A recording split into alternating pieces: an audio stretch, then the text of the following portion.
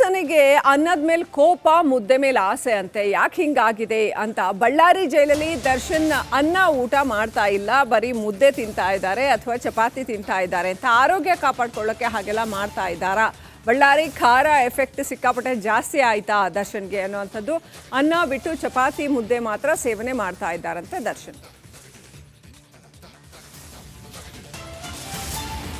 ಅನ್ನದ ಸಹವಾಸ ಸಾಕಾಯ್ತಾ ದರ್ಶನ್ಗೆ? ಅನ್ನ ಬಿಟ್ಟು ಚಪಾತಿ ಮುದ್ದೆ ಮಾತ್ರ ತಿಂತಾ ಇದ್ದಾನ ಡೆವಿಲ್? ಜೈಲ್ ಜೀವನದಲ್ಲೂ ಕೂಡ ಆರೋಗ್ಯ ಕಾಪಾಡ್ಕೊಳ್ಳೋದಕ್ಕೆ, ಫಿಟ್ನೆಸ್ ಕಾಪಾಡ್ಕೊಳ್ಳೋದಕ್ಕೆ ಏನೋ ಒಂದಷ್ಟು ಕಸರತ್ತು ಮಾಡ್ತಾ ಇದ್ದಾರಾ?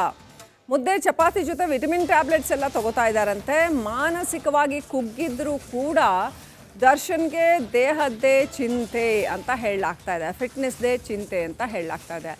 ಭಾಳ ವರ್ಷಗಳ ಕಾಲ ಹಾಗೆ ಬದುಕಿರ್ತಾರೆ, ಫಿಟ್ನೆಸ್ ಅಂತ 24 ಗಂಟೆ ಅದೇ ಜಪ ಮಾಡ್ಕೊಂಡು ಬದುಕಿರ್ತಾರೆ. ಅವರ ಇಂಡಸ್ಟ್ರಿಗೆ ಅದು ಬೇಕಾಗಿರುತ್ತೆ ಕೂಡ. ರೈಟ್, ಅಪ್ಡೇಟ್ ಪಡ್ಕೊಳ್ಳೋಣ. ನಮ್ಮ ಪ್ರತಿನಿಧಿ ರೇಣುಕಾರಾಧ್ಯ ಕನೆಕ್ಟ್ ಆಗಿದ್ದಾರೆ.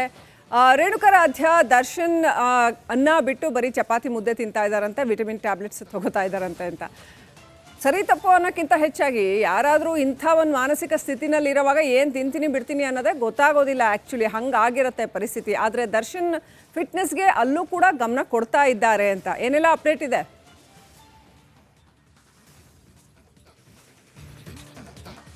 ಶ್ರೀಲಕ್ಷ್ಮಿ, ಸಹಜವಾಗಿ ಒಬ್ಬ ಸೆಲೆಬ್ರಿಟಿ ಅಥವಾ ಒಬ್ಬ ಸಿನಿಮಾ ನಟರು ಅಂದರೆ ದೇಹದ ಬಗ್ಗೆ ಬಹಳಷ್ಟು ಏನು ಹೆಚ್ಚಿನ ಒತ್ತನ್ನು ಕೊಟ್ಬಿಟ್ಟು ದೇಹವನ್ನು ನೋಡ್ಕೊಳ್ತಾ ಇರ್ತಾರೆ. ಅದು ನಾವು ದರ್ಶನ್ ಪ್ರಕರಣದಲ್ಲೂ ಕೂಡ ನೋಡಿದ್ವಿ. ಯಾಕಂದರೆ ಸಾಕಷ್ಟು ಬಾರಿ ಜಿಮ್ಗೆ ಹೋಗಿರ್ತಕ್ಕಂಥ ಸಂದರ್ಭದಲ್ಲಿ ಅವರ ಚಿತ್ರಗಳು ಸೆರೆಯಾಗಿದ್ವು. ಹಲವಾರು ನಟ ನಟಿಯರು ಯಾವ ರೀತಿಯಾಗಿ ವರ್ಕೌಟ್ ಮಾಡ್ತಾರೆ ಅಂತ ಈ ಹಿಂದೆ ನಮಗೆ ಗೊತ್ತಾಗಿರ್ತಕ್ಕಂಥದ್ದು. ಆದರೆ ದರ್ಶನ್ ಯಾವಾಗ ಜೈಲಿಗೆ ಬಂದರು ಆ ಬಳಿಕ ಒಂದಷ್ಟು ಸಮಸ್ಯೆ ಆಗಿರ್ತಕ್ಕಂಥದ್ದು. ಯಾಕಂದರೆ ದರ್ಶನ್ ಅವರ ಮುಂದೆ ಹಲವಾರು ಚಿತ್ರಗಳಿರ್ತಕ್ಕಂಥದ್ದು. ಈಗ ಜೈಲಿನಲ್ಲಿ ಅವರು ಯಾವುದೇ ರೀತಿಯಾಗಿ ಬಾಡಿಯನ್ನು ಮೇಂಟೈನ್ ಮಾಡದೆ ಹೋದರೆ ಮುಂದಿನ ದಿನಗಳಲ್ಲಿ ಸಮಸ್ಯೆ ಆಗುತ್ತೆ. ಹೀಗಾಗಿ ದರ್ಶನ್ ಅವರು ಈಗ ಸಿಕ್ಕಿರ್ತಕ್ಕಂಥ ಮಾಹಿತಿಯ ಪ್ರಕಾರ ಚಪಾತಿ ಮುದ್ದೆ ಜೊತೆಗೆ ಮಜ್ಜಿಗೆಯನ್ನು ಕುಡಿತಾ ಇದ್ದಾರೆ. ಆದರೆ ಅನ್ನ ಊಟವನ್ನು ಕಡಿಮೆ ಮಾಡ್ತಾ ಇದ್ದಾರೆ ಅನ್ನುವ ಮಾಹಿತಿ ನಮಗೆ ಲಭ್ಯವಾಗಿರ್ತಕ್ಕಂಥದ್ದು. ಯಾಕಂದರೆ ಒಂದು ವೇಳೆ ಹೆಚ್ಚಿಗೆ ಅನ್ನವನ್ನು ಮಾಡಿದರೆ ಅಲ್ಲಿ ದೈಹಿಕವಾಗಿ ಅಷ್ಟೊಂದು ಕೆಲಸ ಇರೋದಿಲ್ಲ. ಯಾಕಂದರೆ ಒಂದೇ ಒಂದು ಸೆಲ್ನಲ್ಲಿ ದರ್ಶನ್ ಇರಬೇಕಾಗುತ್ತೆ. ಹೀಗಾಗಿ ಮತ್ತಷ್ಟು ದಪ್ಪ ಆದರೆ ದೇಹದ ಸ್ಥಿತಿ ಅಥವಾ ದೇಹದ ಶೇಪ್ ಬದಲಾಗುತ್ತೆ. ಹೀಗಾಗಿ ಮುಂದಿನ ಚಿತ್ರಗಳಿಗೆ ಅದು ಸಮಸ್ಯೆ ಆಗುತ್ತೆ. ಒಮ್ಮೆ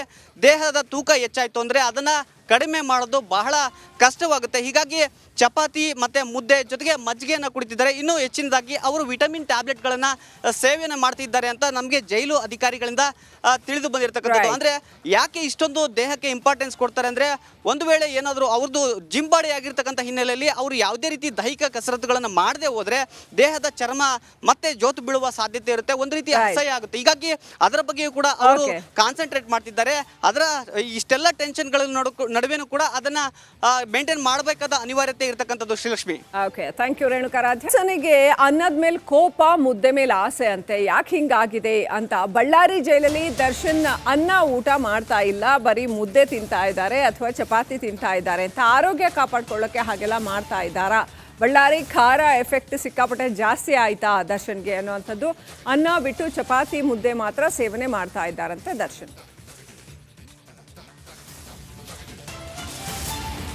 ಅನ್ನದ ಸಹವಾಸ ಸಾಕಾಯ್ತಾ ದರ್ಶನ್ಗೆ? ಅನ್ನ ಬಿಟ್ಟು ಚಪಾತಿ ಮುದ್ದೆ ಮಾತ್ರ ತಿಂತಾ ಇದ್ದಾನ ಡೆವಿಲ್? ಜೈಲ್ ಜೀವನದಲ್ಲೂ ಕೂಡ ಆರೋಗ್ಯ ಕಾಪಾಡ್ಕೊಳ್ಳೋದಕ್ಕೆ, ಫಿಟ್ನೆಸ್ ಕಾಪಾಡ್ಕೊಳ್ಳೋದಕ್ಕೆ ಏನೋ ಒಂದಷ್ಟು ಕಸರತ್ತು ಮಾಡ್ತಾ ಇದ್ದಾರಾ? ಮುದ್ದೆ ಚಪಾತಿ ಜೊತೆ ವಿಟಮಿನ್ ಟ್ಯಾಬ್ಲೆಟ್ಸ್ ಎಲ್ಲ ತಗೋತಾ ಇದ್ದಾರಂತೆ. ಮಾನಸಿಕವಾಗಿ ಕುಗ್ಗಿದ್ರೂ ಕೂಡ ದರ್ಶನ್ಗೆ ದೇಹದ್ದೇ ಚಿಂತೆ ಅಂತ ಹೇಳಲಾಗ್ತಾ ಇದೆ, ಫಿಟ್ನೆಸ್ದೇ ಚಿಂತೆ ಅಂತ ಹೇಳಲಾಗ್ತಾ ಇದೆ.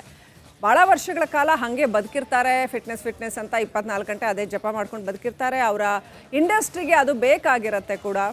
ರೈಟ್, ಅಪ್ಡೇಟ್ ಪಡ್ಕೊಳ್ಳೋಣ. ನಮ್ಮ ಪ್ರತಿನಿಧಿ ರೇಣುಕಾರಾಧ್ಯ ಕನೆಕ್ಟ್ ಆಗಿದ್ದಾರೆ. ರೇಣುಕಾರಾಧ್ಯ, ದರ್ಶನ್ ಅನ್ನ ಬಿಟ್ಟು ಬರೀ ಚಪಾತಿ ಮುದ್ದೆ ತಿಂತಾ ಇದ್ದಾರಂತೆ, ವಿಟಮಿನ್ ಟ್ಯಾಬ್ಲೆಟ್ಸ್ ತಗೋತಾ ಇದ್ದಾರಂತೆ ಅಂತ.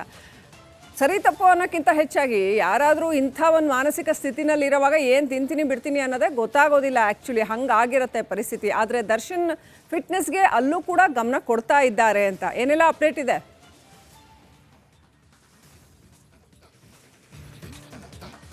ಶ್ರೀಲಕ್ಷ್ಮಿ, ಸಹಜವಾಗಿ ಒಬ್ಬ ಸೆಲೆಬ್ರಿಟಿ ಅಥವಾ ಒಬ್ಬ ಸಿನಿಮಾ ನಟರು ಅಂದರೆ ದೇಹದ ಬಗ್ಗೆ ಬಹಳಷ್ಟು ಏನು ಹೆಚ್ಚಿನ ಒತ್ತನ್ನು ಕೊಟ್ಬಿಟ್ಟು ದೇಹವನ್ನು ನೋಡ್ಕೊಳ್ತಾ ಇರ್ತಾರೆ. ಅದು ನಾವು ದರ್ಶನ್ ಪ್ರಕರಣದಲ್ಲೂ ಕೂಡ ನೋಡಿದ್ವಿ. ಯಾಕಂದರೆ ಸಾಕಷ್ಟು ಬಾರಿ ಜಿಮ್ಗೆ ಹೋಗಿರ್ತಕ್ಕಂಥ ಸಂದರ್ಭದಲ್ಲಿ ಅವರ ಚಿತ್ರಗಳು ಸೆರೆಯಾಗಿದ್ವು. ಹಲವಾರು ನಟ ನಟಿಯರು ಯಾವ ರೀತಿಯಾಗಿ ವರ್ಕೌಟ್ ಮಾಡ್ತಾರೆ ಅಂತ ಈ ಹಿಂದೆ ನಮಗೆ ಗೊತ್ತಾಗಿರ್ತಕ್ಕಂಥದ್ದು. ಆದರೆ ದರ್ಶನ್ ಯಾವಾಗ ಜೈಲಿಗೆ ಬಂದರು ಆ ಬಳಿಕ ಒಂದಷ್ಟು ಸಮಸ್ಯೆ ಆಗಿರ್ತಕ್ಕಂಥದ್ದು. ಯಾಕಂದರೆ ದರ್ಶನ್ ಅವರ ಮುಂದೆ ಹಲವಾರು ಚಿತ್ರಗಳಿರ್ತಕ್ಕಂಥದ್ದು. ಈಗ ಜೈಲಿನಲ್ಲಿ ಅವರು ಯಾವುದೇ ರೀತಿಯಾಗಿ ಬಾಡಿಯನ್ನು ಮೇಂಟೈನ್ ಮಾಡದೆ ಹೋದರೆ ಮುಂದಿನ ದಿನಗಳಲ್ಲಿ ಸಮಸ್ಯೆ ಆಗುತ್ತೆ. ಹೀಗಾಗಿ ದರ್ಶನ್ ಅವರು ಈಗ ಸಿಕ್ಕಿರ್ತಕ್ಕಂಥ ಮಾಹಿತಿಯ ಪ್ರಕಾರ ಚಪಾತಿ ಮುದ್ದೆ ಜೊತೆಗೆ ಮಜ್ಜಿಗೆಯನ್ನು ಕುಡಿತಾ ಇದ್ದಾರೆ. ಆದರೆ ಊಟವನ್ನು ಕಡಿಮೆ ಮಾಡ್ತಾ ಇದ್ದಾರೆ ಅನ್ನುವ ಮಾಹಿತಿ ನಮಗೆ ಲಭ್ಯವಾಗಿರ್ತಕ್ಕಂಥದ್ದು. ಯಾಕಂದರೆ ಒಂದು ವೇಳೆ ಹೆಚ್ಚಿಗೆ ಅನ್ನವನ್ನು ಮಾಡಿದರೆ ಅಲ್ಲಿ ದೈಹಿಕವಾಗಿ ಅಷ್ಟೊಂದು ಕೆಲಸ ಇರೋದಿಲ್ಲ. ಯಾಕಂದರೆ ಒಂದೇ ಒಂದು ಸೆಲ್ನಲ್ಲಿ ದರ್ಶನ್ ಇರಬೇಕಾಗುತ್ತೆ. ಹೀಗಾಗಿ ಮತ್ತಷ್ಟು ದಪ್ಪ ಆದರೆ ದೇಹದ ಸ್ಥಿತಿ ಅಥವಾ ದೇಹದ ಶೇಪ್ ಬದಲಾಗುತ್ತೆ. ಹೀಗಾಗಿ ಮುಂದಿನ ಚಿತ್ರಗಳಿಗೆ ಅದು ಸಮಸ್ಯೆ ಆಗುತ್ತೆ. ಒಮ್ಮೆ ದೇಹದ ತೂಕ ಹೆಚ್ಚಾಯಿತು ಅಂದರೆ ಅದನ್ನು ಕಡಿಮೆ ಮಾಡೋದು ಬಹಳ ಕಷ್ಟವಾಗುತ್ತೆ. ಹೀಗಾಗಿ ಚಪಾತಿ ಮತ್ತು ಮುದ್ದೆ ಜೊತೆಗೆ ಮಜ್ಜಿಗೆಯನ್ನು ಕುಡಿತಿದ್ದಾರೆ. ಇನ್ನೂ ಹೆಚ್ಚಿನದಾಗಿ ಅವರು ವಿಟಮಿನ್ ಟ್ಯಾಬ್ಲೆಟ್ಗಳನ್ನು ಸೇವನೆ ಮಾಡ್ತಿದ್ದಾರೆ ಅಂತ ನಮಗೆ ಜೈಲು ಅಧಿಕಾರಿಗಳಿಂದ ತಿಳಿದು ಬಂದಿರತಕ್ಕಂಥದ್ದು. ಅಂದರೆ ಯಾಕೆ ಇಷ್ಟೊಂದು ದೇಹಕ್ಕೆ ಇಂಪಾರ್ಟೆನ್ಸ್ ಕೊಡ್ತಾರೆ ಅಂದರೆ ಒಂದು ವೇಳೆ ಏನಾದರೂ ಅವ್ರದ್ದು ಜಿಮ್ ಬಾಡಿ ಆಗಿರ್ತಕ್ಕಂಥ ಹಿನ್ನೆಲೆಯಲ್ಲಿ ಅವರು ಯಾವುದೇ ರೀತಿ ದೈಹಿಕ ಕಸರತ್ತುಗಳನ್ನು ಮಾಡದೆ ಹೋದರೆ ದೇಹದ ಚರ್ಮ ಮತ್ತೆ ಜೋತು ಬೀಳುವ ಸಾಧ್ಯತೆ ಇರುತ್ತೆ. ಒಂದು ರೀತಿ ಅಸಹ್ಯ ಆಗುತ್ತೆ. ಹೀಗಾಗಿ ಅದರ ಬಗ್ಗೆಯೂ ಕೂಡ ಅವರು ಕಾನ್ಸಂಟ್ರೇಟ್ ಮಾಡ್ತಿದ್ದಾರೆ. ಅದರ ಇಷ್ಟೆಲ್ಲ ಟೆನ್ಷನ್ಗಳ ನಡುವೆನೂ ಕೂಡ ಅದನ್ನ ಮೇಂಟೈನ್ ಮಾಡಬೇಕಾದ ಅನಿವಾರ್ಯತೆ ಇರತಕ್ಕಂಥದ್ದು. Srilakshmi, okay, thank you Renukaradhya. ದರ್ಶನ್ಗೆ ಅನ್ನದ ಮೇಲೆ ಕೋಪ, ಮುದ್ದೆ ಮೇಲೆ ಆಸೆ ಅಂತೆ. ಯಾಕೆ ಹಿಂಗಾಗಿದೆ ಅಂತ ಬಳ್ಳಾರಿ ಜೈಲಲ್ಲಿ ದರ್ಶನ್ ಅನ್ನ ಊಟ ಮಾಡ್ತಾ ಇಲ್ಲ, ಬರೀ ಮುದ್ದೆ ತಿಂತಾ ಇದ್ದಾರೆ ಅಥವಾ ಚಪಾತಿ ತಿಂತಾ ಇದ್ದಾರೆ ಅಂತ ಆರೋಗ್ಯ ಕಾಪಾಡ್ಕೊಳ್ಳೋಕೆ ಹಾಗೆಲ್ಲ ಮಾಡ್ತಾ ಇದ್ದಾರಾ? ಬಳ್ಳಾರಿ ಖಾರ ಎಫೆಕ್ಟ್ ಸಿಕ್ಕಾಪಟ್ಟೆ ಜಾಸ್ತಿ ಆಯ್ತಾ ದರ್ಶನ್ಗೆ ಅನ್ನುವಂಥದ್ದು. ಅನ್ನ ಬಿಟ್ಟು ಚಪಾತಿ ಮುದ್ದೆ ಮಾತ್ರ ಸೇವನೆ ಮಾಡ್ತಾ ಇದ್ದಾರಂತೆ ದರ್ಶನ್. ಅನ್ನದ ಸಹವಾಸ ಸಾಕಾಯ್ತಾ ದರ್ಶನ್ಗೆ? ಅನ್ನ ಬಿಟ್ಟು ಚಪಾತಿ ಮುದ್ದೆ ಮಾತ್ರ ತಿಂತಾ ಇದ್ದಾನ ಡೆವಿಲ್? ಜೈಲ್ ಜೀವನದಲ್ಲೂ ಕೂಡ ಆರೋಗ್ಯ ಕಾಪಾಡ್ಕೊಳ್ಳೋದಕ್ಕೆ, ಫಿಟ್ನೆಸ್ ಕಾಪಾಡ್ಕೊಳ್ಳೋದಕ್ಕೆ ಏನೋ ಒಂದಷ್ಟು ಕಸರತ್ತು ಮಾಡ್ತಾ ಇದ್ದಾರಾ? ಮುದ್ದೆ ಚಪಾತಿ ಜೊತೆ ವಿಟಮಿನ್ ಟ್ಯಾಬ್ಲೆಟ್ಸ್ ಎಲ್ಲ ತಗೋತಾ ಇದ್ದಾರಂತೆ. ಮಾನಸಿಕವಾಗಿ ಕುಗ್ಗಿದ್ರೂ ಕೂಡ ದರ್ಶನ್ಗೆ ದೇಹದ್ದೇ ಚಿಂತೆ ಅಂತ ಹೇಳಲಾಗ್ತಾ ಇದೆ, ಫಿಟ್ನೆಸ್ದೇ ಚಿಂತೆ ಅಂತ ಹೇಳಲಾಗ್ತಾ ಇದೆ. ಭಾಳ ವರ್ಷಗಳ ಕಾಲ ಹಾಗೆ ಬದುಕಿರ್ತಾರೆ. ಫಿಟ್ನೆಸ್ ಅಂತ 24 ಗಂಟೆ ಅದೇ ಜಪ ಮಾಡ್ಕೊಂಡು ಬದುಕಿರ್ತಾರೆ. ಅವರ ಇಂಡಸ್ಟ್ರಿಗೆ ಅದು ಬೇಕಾಗಿರುತ್ತೆ ಕೂಡ. ರೈಟ್, ಅಪ್ಡೇಟ್ ಪಡ್ಕೊಳ್ಳೋಣ. ನಮ್ಮ ಪ್ರತಿನಿಧಿ ರೇಣುಕಾರಾಧ್ಯ ಕನೆಕ್ಟ್ ಆಗಿದ್ದಾರೆ. ರೇಣುಕಾರಾಧ್ಯ, ದರ್ಶನ್ ಅನ್ನ ಬಿಟ್ಟು ಬರೀ ಚಪಾತಿ ಮುದ್ದೆ ತಿಂತಾ ಇದ್ದಾರಂತೆ, ವಿಟಮಿನ್ ಟ್ಯಾಬ್ಲೆಟ್ಸ್ ತಗೋತಾ ಇದ್ದಾರಂತೆ ಅಂತ. ಸರಿ ತಪ್ಪು ಅನ್ನೋಕ್ಕಿಂತ ಹೆಚ್ಚಾಗಿ ಯಾರಾದರೂ ಇಂಥ ಒಂದು ಮಾನಸಿಕ ಸ್ಥಿತಿನಲ್ಲಿ ಇರೋವಾಗ ಏನು ತಿಂತೀನಿ ಬಿಡ್ತೀನಿ ಅನ್ನೋದೇ ಗೊತ್ತಾಗೋದಿಲ್ಲ. ಆ್ಯಕ್ಚುಲಿ ಹಂಗಾಗಿರುತ್ತೆ ಪರಿಸ್ಥಿತಿ. ಆದರೆ ದರ್ಶನ್ ಫಿಟ್ನೆಸ್ಗೆ ಅಲ್ಲೂ ಕೂಡ ಗಮನ ಕೊಡ್ತಾ ಇದ್ದಾರೆ ಅಂತ. ಏನೆಲ್ಲ ಅಪ್ಡೇಟ್ ಇದೆ?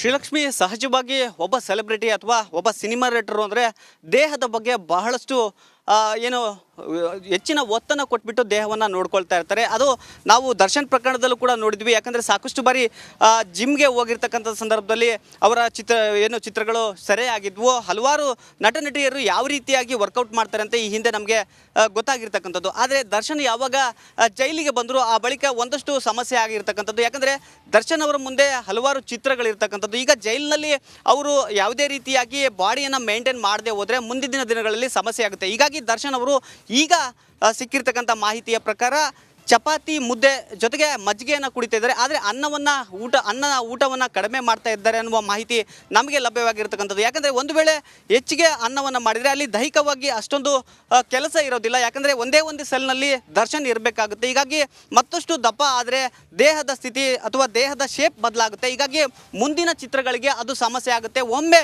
ದೇಹದ ತೂಕ ಹೆಚ್ಚಾಯಿತು ಅಂದರೆ ಅದನ್ನು ಕಡಿಮೆ ಮಾಡೋದು ಬಹಳ ಕಷ್ಟವಾಗುತ್ತೆ. ಹೀಗಾಗಿ ಚಪಾತಿ ಮತ್ತು ಮುದ್ದೆ ಜೊತೆಗೆ ಮಜ್ಜಿಗೆಯನ್ನು ಕುಡಿತಿದ್ದಾರೆ. ಇನ್ನೂ ಹೆಚ್ಚಿನದಾಗಿ ಅವರು ವಿಟಮಿನ್ ಟ್ಯಾಬ್ಲೆಟ್ಗಳನ್ನು ಸೇವನೆ ಮಾಡ್ತಿದ್ದಾರೆ ಅಂತ ನಮಗೆ ಜೈಲು ಅಧಿಕಾರಿಗಳಿಂದ ತಿಳಿದು ಬಂದಿರತಕ್ಕಂಥದ್ದು. ಅಂದರೆ ಯಾಕೆ ಇಷ್ಟೊಂದು ದೇಹಕ್ಕೆ ಇಂಪಾರ್ಟೆನ್ಸ್ ಕೊಡ್ತಾರೆ ಅಂದರೆ ಒಂದು ವೇಳೆ ಏನಾದರೂ ಅವ್ರದ್ದು ಜಿಮ್ ಬಾಡಿ ಆಗಿರ್ತಕ್ಕಂಥ ಹಿನ್ನೆಲೆಯಲ್ಲಿ ಅವರು ಯಾವುದೇ ರೀತಿ ದೈಹಿಕ ಕಸರತ್ತುಗಳನ್ನು ಮಾಡದೆ ಹೋದರೆ ದೇಹದ ಚರ್ಮ ಮತ್ತೆ ಜೋತು ಬೀಳುವ ಸಾಧ್ಯತೆ ಇರುತ್ತೆ. ಒಂದು ರೀತಿ ಅಸಹ್ಯ ಆಗುತ್ತೆ. ಹೀಗಾಗಿ ಅದರ ಬಗ್ಗೆಯೂ ಕೂಡ ಅವರು ಕಾನ್ಸಂಟ್ರೇಟ್ ಮಾಡ್ತಿದ್ದಾರೆ. ಅದರ ಇಷ್ಟೆಲ್ಲ ಟೆನ್ಷನ್ಗಳ ನಡುವೆನೂ ಕೂಡ ಅದನ್ನ ಮೇಂಟೈನ್ ಮಾಡಬೇಕಾದ ಅನಿವಾರ್ಯತೆ ಇರತಕ್ಕಂಥದ್ದು. Srilakshmi, okay, thank you Renukaradhya.